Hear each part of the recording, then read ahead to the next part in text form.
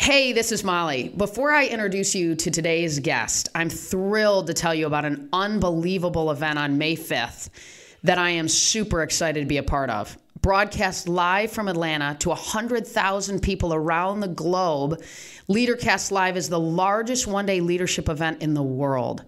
Join me and an incredible lineup: Tyler Perry, Andy Stanley, Daniel Pink, and Susie Welch, just to name a few. Again, it's on May 5th, and it's a day of leadership development. To learn more about how you and your team can attend or host a live simulcast, visit leadercast.com.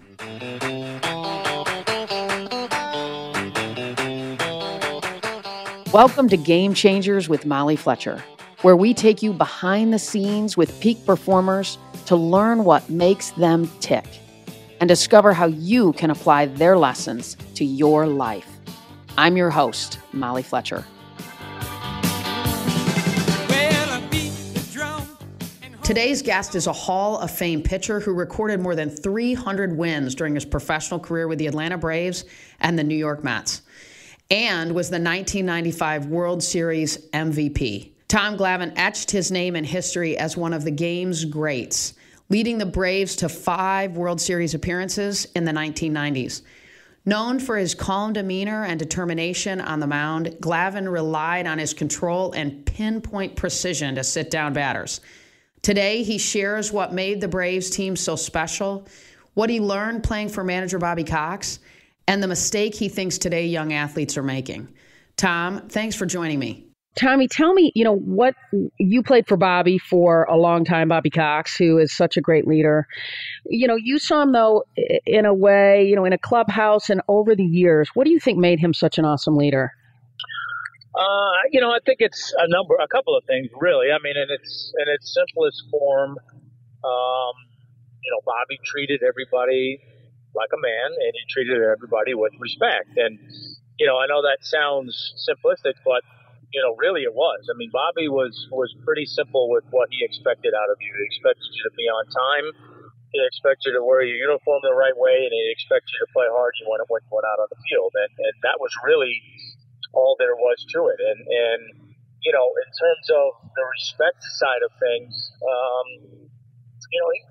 he knew what everybody meant to the team, and he treated everybody pretty equally, to be honest with you. I mean, obviously, your superstars maybe would get a little bit more leeway with some things and what have you, but Bobby would fight tooth and nail for everybody on that roster. And, he knew whether you were the superstar or you were the 25th man on the roster, you were going to play an important role for our team to win a championship. And he knew that.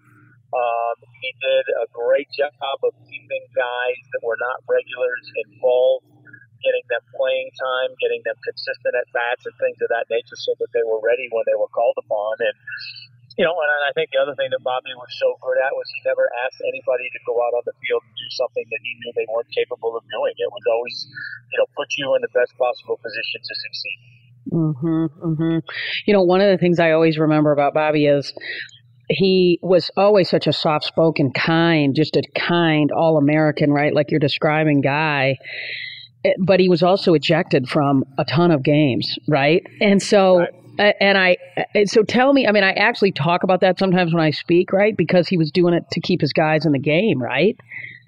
Yeah, it was, Bobby was, he was extremely low-key, was not at all comfortable with or wanting the spotlight to be on him. He wanted it on his players. And so whenever anybody tried to make something about him, Bobby was always, humble and would deflect it, put it on the players. But once those games started, he wanted to win as much or more than anybody else who was in uniform. And, he was fighting tooth and nail for everything he could get. So, a lot of his ejections were trying to keep players in a game. I mean, he was really good at seeing when a guy was having a problem and an argument was starting and not allowing that argument to escalate to the point where the player was ejected from the game. Bobby would always try to get out there and step in before it got to that point and get himself ejected before he got his players ejected. So that was a big part of it. But, it was also that fighting for calls and fighting for things to go his way or our way. I mean,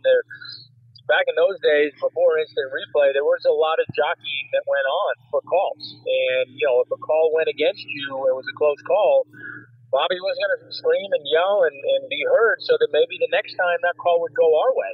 Nice. Sometimes those arguments got a little escalated and he'd get thrown out of a game because of it. But, he had a purpose for what he was doing and what his objections were. They weren't just, hey, let me go out here and get thrown out of the game because I don't feel like being out here. And he's in the Hall of Fame. You're obviously in the Hall of Fame. Maddox in the Hall of Fame. Smoltz, our friend, is in the Hall of Fame. You played with a lot of guys that were amazing at what they did, right? Our Hall of Famers.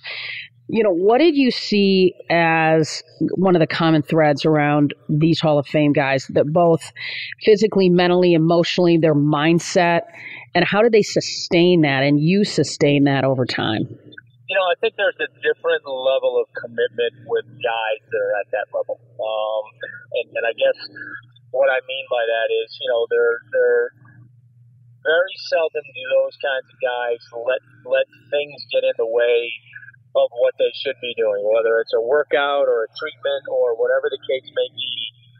It was take care of business first, enjoy yourself second. And that sounds simple, but there are a lot of guys who enjoy themselves to the point where it gets in the way of what they should be doing, and then there's a drop-off. Great players don't do that. They take care of business first, and then they find their time for the other things in between that. Great players, to me, have a commitment to themselves to be the best player they think they can be, not the best player other people think they can be. I think a lot of guys get caught up in what the media is saying about them or what articles are being written about them and, hey, you're this good, you're that good. I think the great ones are always challenging themselves to see how good they think they can be. I think we all had this notion inside of us that, hey, I had a pretty good year or I had a pretty good start last time out, but you know what? Honestly, I think I could do some things better. And I saw that with John. I saw it with Greg. That desire from year to year, no matter how good your year was, to come back the next year and do better, or get better at some aspect of your game that you think can enhance your overall game. And I see that, I think, with a lot of the great players. How do you think they get that mindset, right? I mean, I couldn't agree with you more. Like Kevin Durant hired this analytics kid to help him, get better. And I think you answered that question, too, about why they can sustain success over a long period of time. But, for people that are listening, right, I mean, you might be a financial advisor that has plenty of money under management. You're making a nice income, right? I mean, you can kind of set it on cruise control. What would you tell somebody like that for how to make that shift to know, no, man, there's more in you and you can actually take it up a notch or two or 10 more? Yeah, no, I mean, I think a lot of it is just recognition. I think sometimes people get to a point where they're successful and maybe to a certain extent, whether you're an athlete or some other walk of life where maybe things kind of run themselves a little bit. You've got your routine. You got your things that you do. You got your little checklist of, okay, I need to do this, I need to do that, and these are all things that I need to be mindful of in order to be prepared. And then the next thing you know, okay, things are going pretty well and they're going smoothly, and I'm making some money. Okay, but there's more than that. Are you content with just doing, what you're doing because it's comfortable? Or do you recognize that, hey, maybe I can do a little bit better?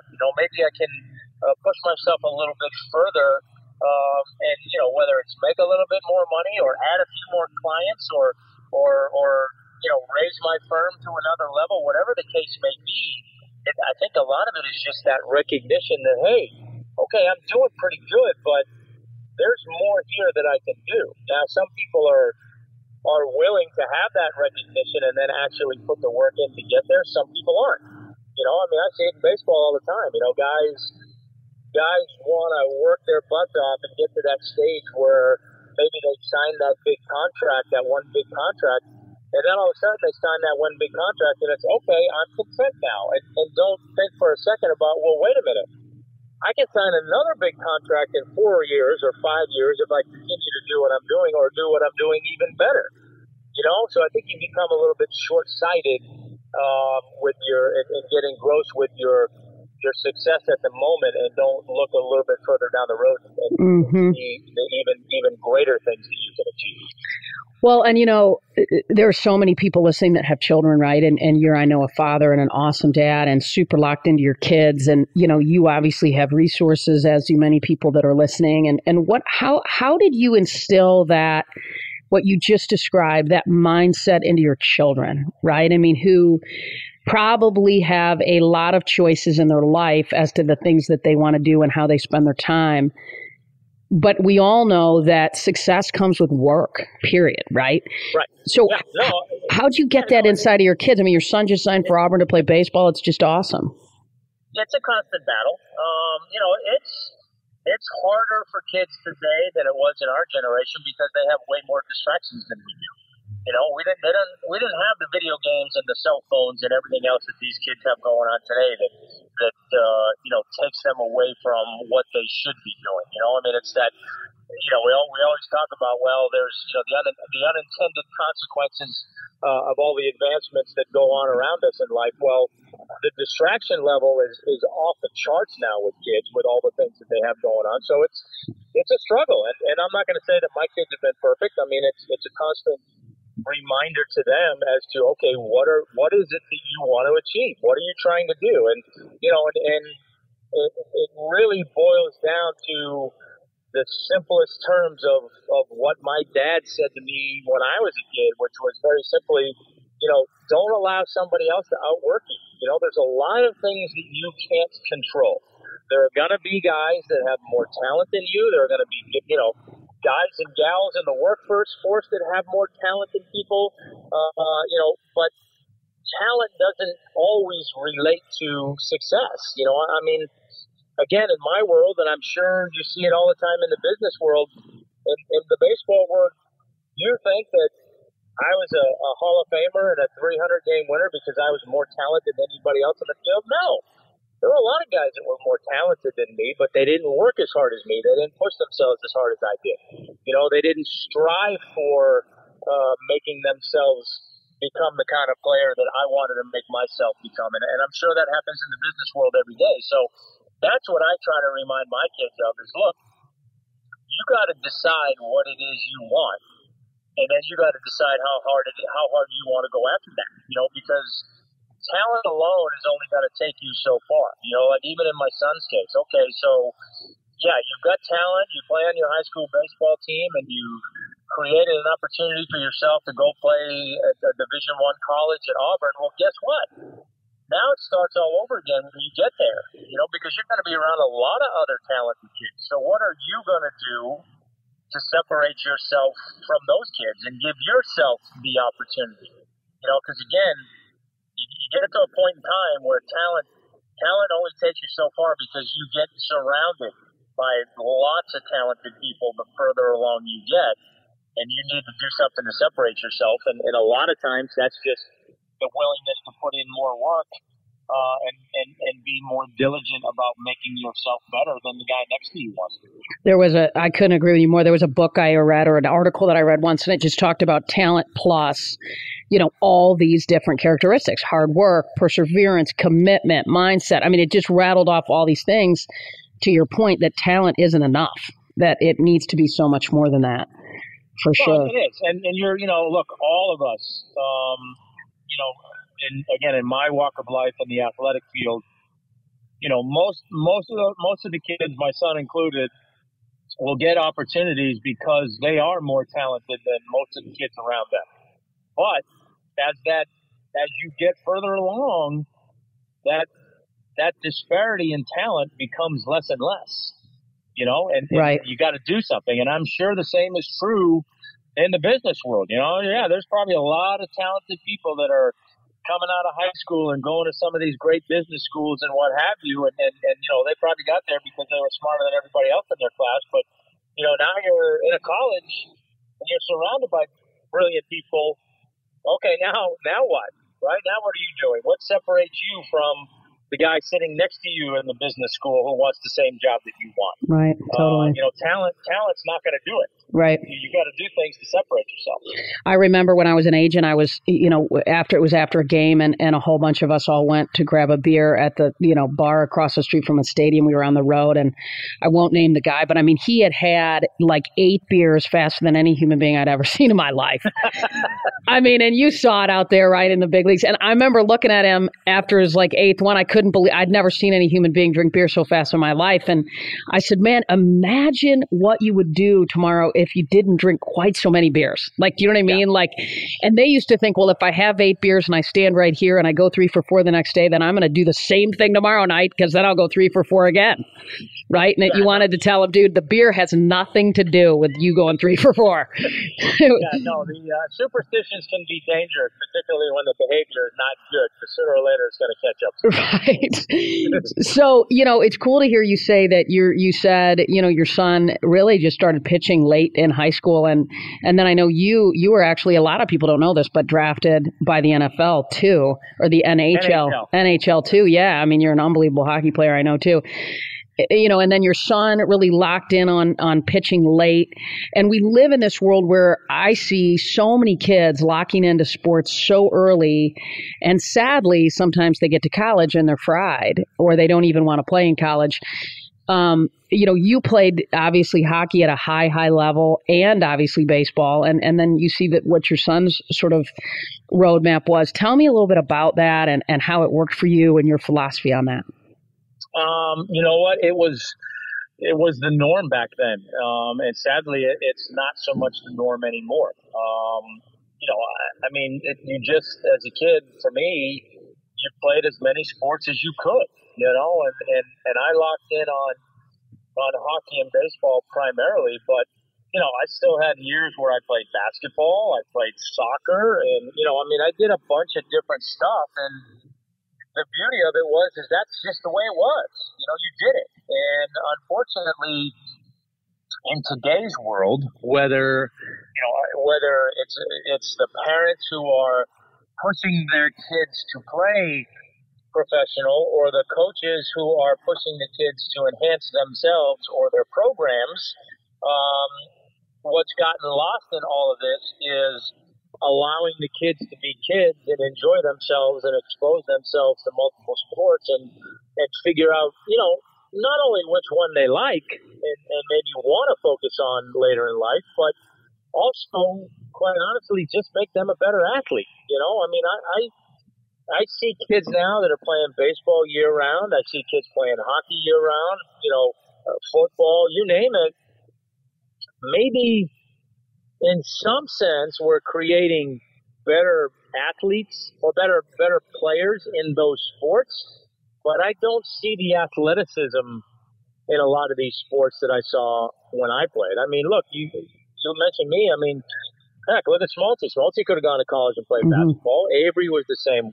Fletcher's a good baseball player and a basketball player. I mean, we all did stuff, and it kills me today to see these kids being forced to pick a sport at 12 years old. And again, some of it is the parents and not understanding the importance of the kids playing other sports and being exposed to other sports, and kind of feeling guilty that if their kid's not working year round, then a kid across the street is, and that kid's going to pass him by.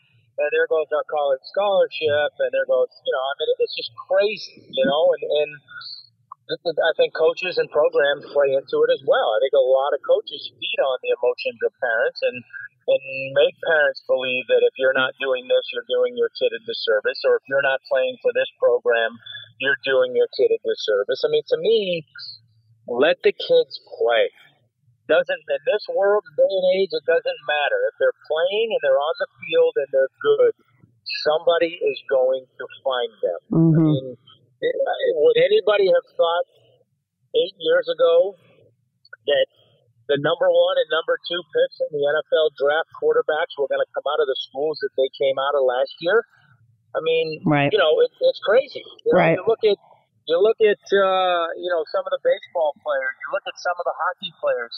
look at some of these hometowns where these guys are coming from. You can't pronounce half of them, yet somebody found them. Right. So, this notion you have to play somewhere or for someone or for some program is just silly. Your kids need to play. They need to enjoy what they're doing. And, what I always tell kids and parents is, look, the likelihood of your kid playing a Division I sport is really low.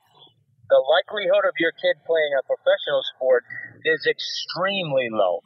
I pray that both of those things happen, but if they don't, at least allow your kid to look back on it when it's all over and say, you know what, that was fun. I had a great time doing that. When I'm a parent, I want to do the same thing for my kid someday. Now I'll look back and go, oh my God, why did I do that? That wasn't fun. I didn't expose myself to anything. I only played one sport. To me, that's the tragedy of it all is, when you look back, and in most cases, the furthest you ever got was high school, the tragedy would be that you look back and it wasn't a pleasurable experience. Mm-hmm, mm-hmm. Well, and so, what do you tell parents who, these clubs and these sports programs will say, they need to lock in, and then their practices are 4 nights a week and once on the weekend, and they have tournaments, and what cracks me up, right, is these tournaments where you're flying all over the country to play in these tournaments. I mean, do you sort of advise a family, look, don't lock into that national level competition yet so that they can, in fact, play other sports? Because otherwise these kids are sort of going from volleyball to basketball practice and no time for homework, or really they can't even do that. And then the coaches won't let them miss a day. It's crazy. Yeah. No, it's crazy. I mean, there has to be a balance, and I know one of the things I've struggled with my kids down here, it's different down here than it was up north, is the overlap from sport to sport. Is just crazy down here, and it makes it hard for kids to play 2 sports. But, to me, you should encourage the kids to do so. I mean, I know when I was coaching my kids in hockey earlier, we had a lot of kids that wanted to try and play football. We had a lot of kids that played lacrosse at the back end of the season. And, my thing was always, look, do all that you can. If early in the season, if you're playing football and you need to miss some practices because you got football games or football practice or whatever, then that's fine. Just keep me in the loop. Let me know what games you can make, and we'll make it work. And the same on the back end. When kids were playing lacrosse, it's like, am I going to make you come to a hockey practice to miss a lacrosse tryout when hockey's going to last another month? Of course not.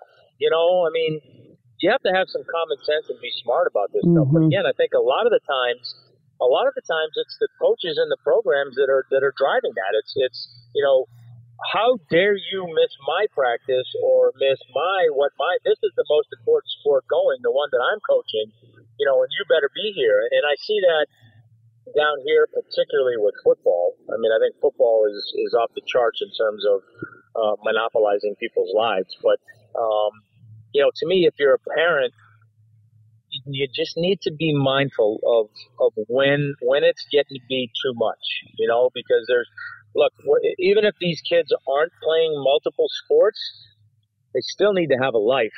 They still need to find time for school and homework and do all that stuff, because again, 99.9% of these kids, professional sports aren't going to pay the bills later in life. It's going to be your education, so that should be first and foremost. But, I can't tell you, even with my kids, with playing multiple sports and whatever, when they had that layoff in between sports and they had maybe a couple of weeks off, I can't tell you how excited they were to have nothing to do or have their buddies sleep over a week, for a night or what have you, because they give up all of that while they're playing and traveling and do everything. So, you need to allow the kids to have a life as well. So it's a balance. Everything in life is a balance. I don't care what it is. But I think sometimes we're too quick to allow our kids to lose that balance because, again, we feel guilty that we're not doing everything we can for them to play at the next level, whatever that next level is. People need to recognize that sometimes that next level is high school. Right. That's it. Right. Right. They don't. They lose sight of that. Well, and I think you're right. I mean, it's the trifecta of parents, coaches, and kids coming together and uniting around a solution so we ensure these kids aren't, overused and fried out And to your point, that they're enjoying it along the way and using it because, to your point, one day they'll use it when they're in the corporate world. Most of them, that's how they'll take and transfer this experience to benefit them as they pursue their careers, Absolutely, 100%. I mean, a lot of life lessons are learned playing sports. The whole teamwork and accountability and working hard and everybody having a job to do and how the success of the whole is dependent upon the individuals taking care of their business. I mean, all of that comes back later in life when you're doing something, generally speaking, outside of the sporting world. I mean, all those lessons you learn as a young athlete, a lot of that is applied in the real world and in the business world on a daily basis. Yeah, no question. Tell me about a time when you failed. When you failed and recovered, and how you recovered. Well, there's look, I know I won 300 plus games in the big leagues, but I lost 200 plus big league games too. So, I had my share of failure. I mean, look at my first full year in the big leagues. I lost 17 games. I was 7-17 as a rookie in the big leagues. Not exactly the numbers that you want to write home about, but again, I think it was that principle that carried me through the rest of my career, even though maybe I didn't know it at the time. But I think it was, you take a year like that and I think one of the things I was really good at throughout the course of my career was honestly evaluating my performance, whether it be from game to game or month to month or season to season. I think I was pretty good at that. Mm-hmm. And I think even after a year where I lost 17 games, I could look at that year and recognize things that I did well, but recognize the things that I needed to improve upon. And once you recognize those things you need to improve upon, then you got to set out with a plan and figure out how you're going to do it. And, for me, it was as simple as, all right, I know I got to throw more strikes. I got to pitch ahead in the count more often. Pitching behind the count, not good. So I got to learn how to command my fastball more. So what do I do that winter? That's what I work on. I'm going to throw 10 fastballs away. I'm going to throw 10 fastballs in. I'm going to see how many times I can hit my spot. If today was 6, then the next time I want it to be 7.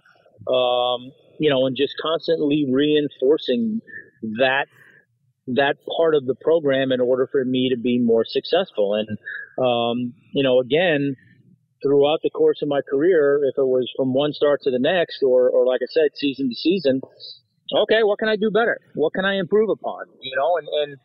And in that, you have to be mindful of not neglecting what you're already good at. Because if you spend too much time trying to fix the things that you're not good at and you neglect what you have in place that's good, then you lose that foundation. Wow. Mm-hmm. I remember times where if I was struggling with my changeup, so to speak, and I'd spend so much time on my changeup, well, I forgot my fastball. I didn't spend time working on my fastball like I should have. So now I lost that command. So now, even though I made a step of progress over here with this pitch, I took a step back with the other. So again, it kind of gets back to that balance, recognize what you need to fix, have a plan to fix it, but don't lose sight of what you've done well or what you do well that is your foundation of success too. You got to keep that foundation in place, and then you're trying to figure out how to enhance things around it to make that foundation even stronger. But I think a large part of that, again, is a recognition thing, and I think that was something that was an asset for me. I was always pretty honest with myself about what I was doing. I didn't get so locked into results, because sometimes you can go out there and pitch a game and you can win, and you can know in your heart, man, I wasn't very good today. I got away with a bunch of stuff. There was line drives at guys all over the place, and if you're not that way, you can look at, oh, I won, everything's great. And conversely, there were plenty of games where I pitched that I lost, that I walked off the field and went, man, I just pitched a pretty good game. There was one or two things maybe that I didn't execute the way that I wanted to, but by and large, golly, that was a pretty good game. Okay, I'm going to accept the fact that I got beat.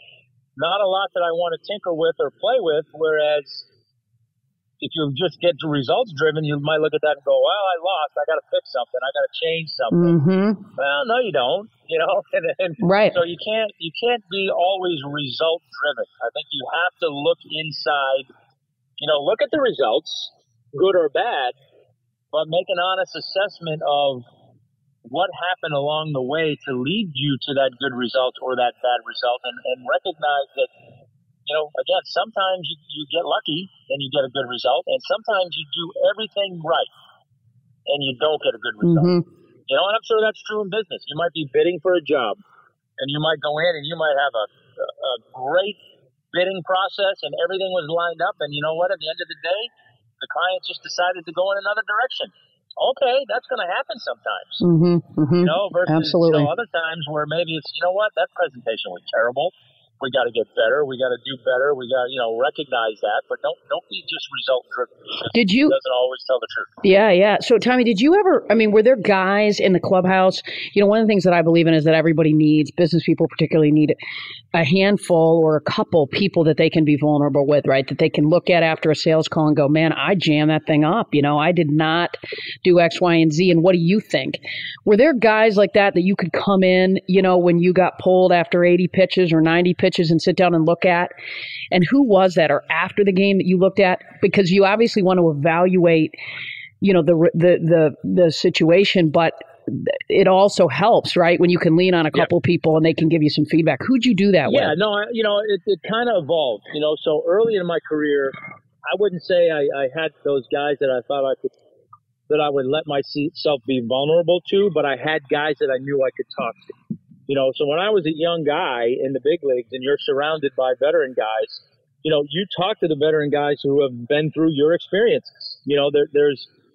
It's one thing to talk to somebody who tries to tell you, okay, well, you need to do this, you need to do that. It's another thing to talk to somebody who's telling you these things and actually has gone through those things. So there's a higher level of trust when you got somebody telling you something that oh, by the way, I've been there, done that, I've lived through that, and here's what worked for me. There's a different level of trust with that. So I had that early on. And then throughout the rest of my career, that's one of the great things with having spent so much time with Smoltz and Maddox. You spend 10 years plus playing with those guys. Well, not only they become your friends, but they become an extra set of eyes for you, So sure. When you're out there and you're struggling a little bit and you can't quite figure out what it is, man, what a luxury to go sit on the bench and go talk to those guys and go, God, are you guys seeing anything? I mean, I don't feel this, or I don't feel that, or maybe I feel like I'm doing this. And it was great. There was nothing better than going in and going, hey, I feel like I'm doing this or that. And they're going, no, I don't see that. I don't see you doing that. Mm-hmm. So it was great. And I remember I had one exchange with Smoltzy that he was pretty honest with me and pretty rough on me, I guess, to a certain extent. But, I wasn't pitching well and I was struggling and I wasn't feeling good about things. And I remember I came in on the bench and sat down, and he just sat down next to me and just aired me out, and essentially it was, dude, I don't see that cocky little SOB that I see going out there on the mound all the time. And that was really the essence of it was, dude, just get back to being that cocky, when you go out there on the mound and carry yourself that way. And sometimes it's as simple as that, but it's important to have guys around you. And Leo was that way too for all those years, but it's important to have guys around you or people around you that you can trust to tell you the truth, that you can trust to kick you in the butt when you need it, to give you some encouragement when you need it. You have to have, again, you get back to that balance, right? You have to have a balance of people around you that give you the true story, not just people that are going to tell you what you want to hear. Mm-hmm. Because when you're surrounded by people that tell you, what good would that have done me? Right. Had I sat down and John said, oh, no, you're great. Everything's fine. I don't know. I don't know. Maybe it would have lasted another month rather than you turn it around your next start. So, I mean, again, it's important to have people around you that, you can talk to, that you can relate to, that can relate to you, but also at the same time aren't afraid to tell you, when, hey, dude, you need to wake up a little bit here. Right. And not always tell you what you want to hear. Sometimes they might hurt your feelings, but too bad. That's what good friends do. Right. Well, and that's the thing. I mean, that's what you're right. I mean, like you and Smoltzy and Maddox and Avery, and, there was a lot of trust, right? I mean, all of that, there was a foundation of trust and mutual respect that gave John the ability to even have that conversation with you. No, 100%. I mean, yes, the level of friendship that we had and the trust that we had between each of us certainly allowed for John to have that conversation with me. Had that come from somebody that I really didn't know, then, we probably would have gotten a fight. Right. But to come from a guy that I know and that I respect and that I know has my best interest at heart, 100%. You know what? I hear you. You're right. I'm gonna do something about it. Yeah. All right, Tom. So we have about one more minute, and then we got to wrap. So I'm gonna this is fun. We do this with everybody. These rapid fire questions, where I'm gonna just fire some questions at you real fast. We got about a minute, and just fire back with what comes to mind. Okay. Okay. All right. So one word to describe yourself. Myself. Yep. Anal would be a good word. Biggest fear.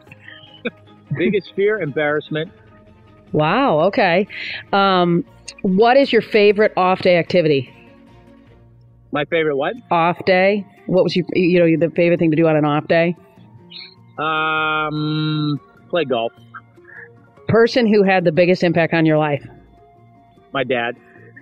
Most memorable career moment? 300th win. Nice. Okay. Not the induction. Well, I kind of look at the induction as post-career, I guess. Got it. Okay, got it.